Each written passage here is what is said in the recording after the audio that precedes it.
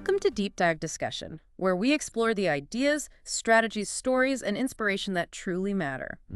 Thanks to Ysh Estayo, the producer and director of our program. Yeah, great job, Ish. Today our topic is the book Talk Like Ted by Carmine Gallo. Now let's dive in. Okay. Our goal with this deep dive really is to pull out the most effective techniques from Gallo's analysis. The really actionable stuff. Exactly, so you can communicate your ideas with, greater impact. Right, whether it's a big presentation or, just a team meeting. Or even everyday conversations, making them more engaging. And Gallo's work, it gives such a solid foundation for this, doesn't it? It really does. He looked at hundreds of these TED Talks, the really popular ones. And talk to speakers too, right? Yeah. Yeah, interview loads of successful speakers. And what came out of that deep dive were these key patterns. The things that kept showing up. Yeah, the recurring elements that made the talks so, captivating, memorable. And he organized them around 3 core principles, which I think is super helpful. It is. Emotional and memorable. Yeah, Nope. Those are the big 3. So over the next little while, we're going to unpack the secrets within each of those. Give you some real practical insights. Things you can use right away. Let's start that first one. Forging the emotional connection. Crucial. And the first secret Gallo talks about is unleashing the master within. Passion, basically. That's right.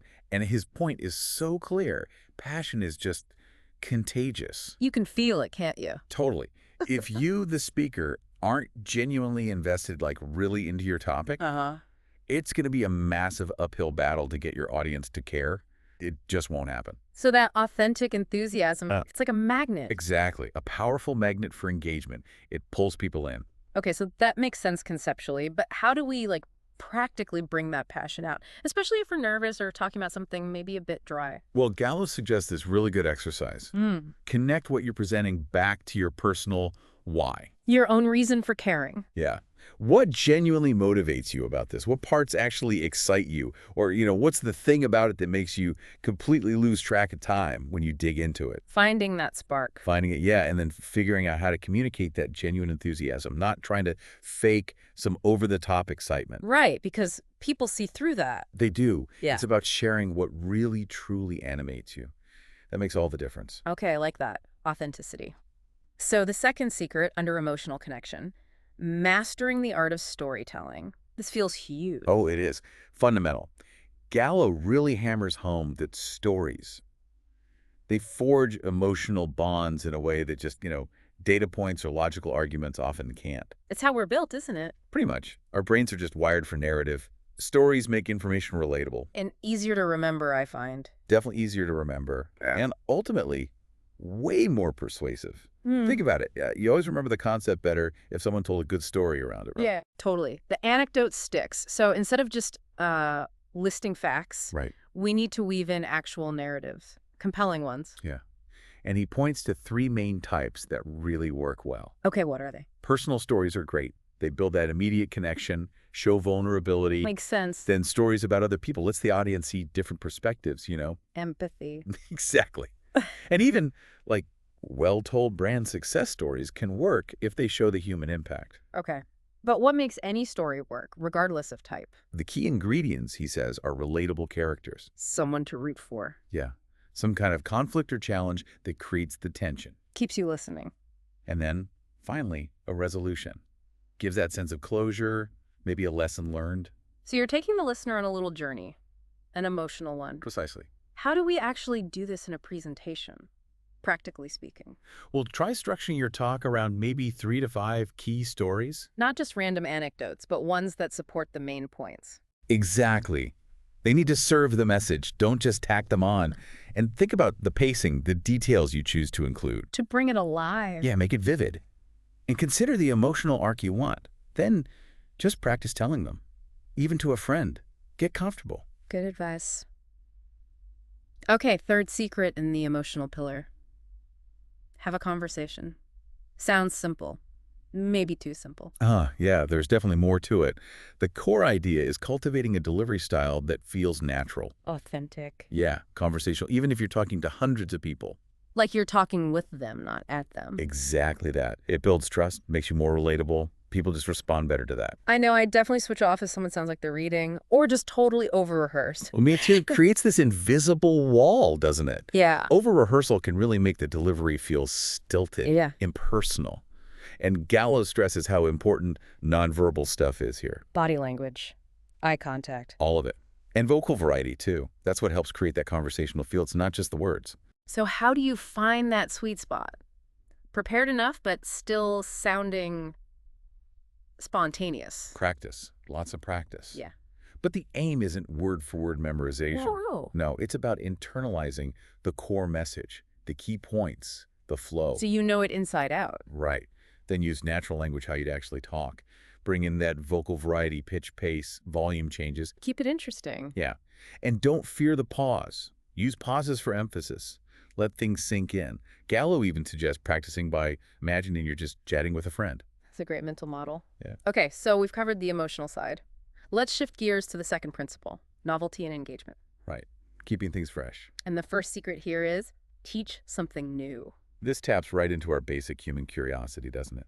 We love learning new things. We do? Audiences are just naturally drawn to fresh insights or seeing something familiar but from a totally new angle. It wakes you up a bit. It does.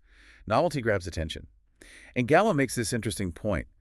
It can actually trigger a dopamine release in the brain. Really? Like a little reward? Yeah. So they associate you with that positive, rewarding feeling.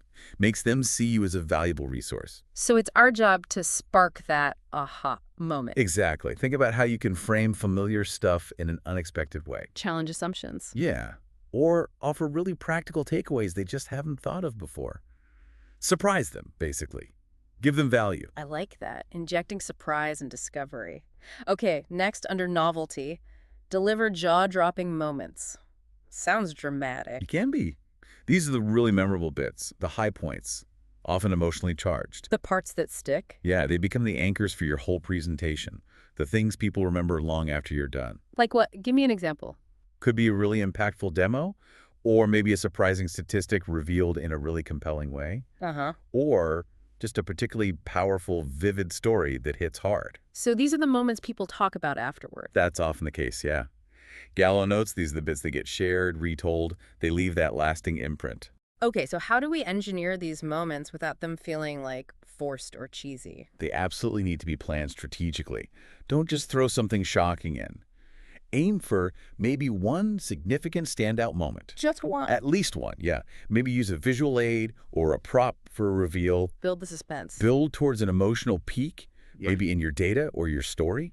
And crucially, practice that moment thoroughly. Make sure it lands right. It has to feel like it genuinely enhances the message. Right. Purposeful, not just flashy. Yeah. Got it. And the last secret in this novelty section is using humor without telling jokes. Tricky one. You can be, yeah. Requires a light touch. Gallo draws a really useful line here. Between what? Between like authentic humor stuff that comes from personal stories, funny observations. Relatable stuff. Yeah. And formal set-up punchline jokes, which can be super risky, right, if they fall flat or aren't right for the audience. Oh, yeah. Awkward. Very. So the goal isn't really to be a comedian. It's more about building rapport, easing tension, making things lighter. So relatable humor, lightheartedness, not necessarily aiming for big laughs. Exactly. Self-deprecating humor can work really well sometimes if it's genuine.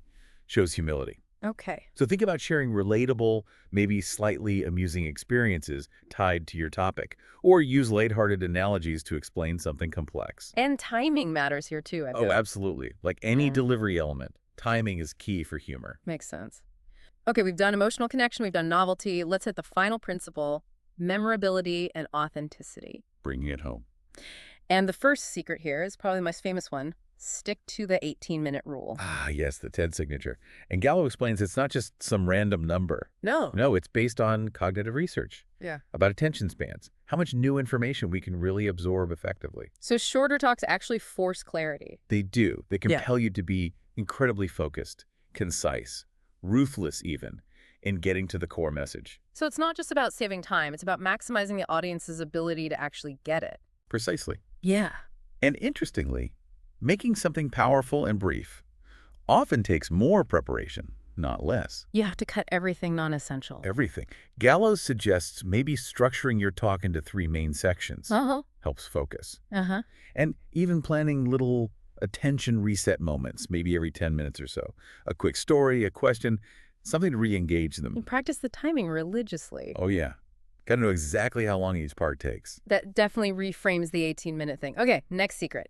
Paint a mental picture with multisensory experiences. Sounds cool. It builds on storytelling, but goes broader. Gallo's point is that engaging multiple senses helps people understand better.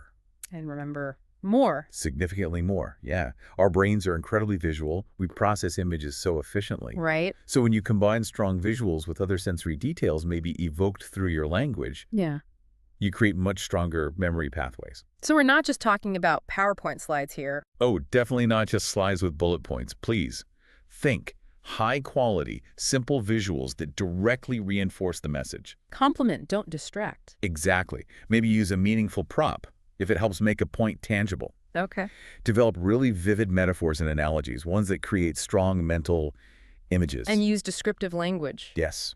Appeal to multiple senses. What does it look like, sound like, feel like, even, metaphorically taste or smell like?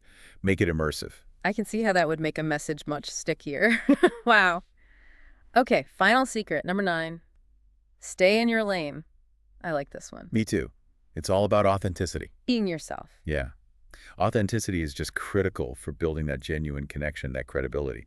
Gallo argues that your unique expertise, your perspective, your real passion, Yeah. that's what truly resonates. Trying to be someone else just doesn't work. It really doesn't. It undermines trust.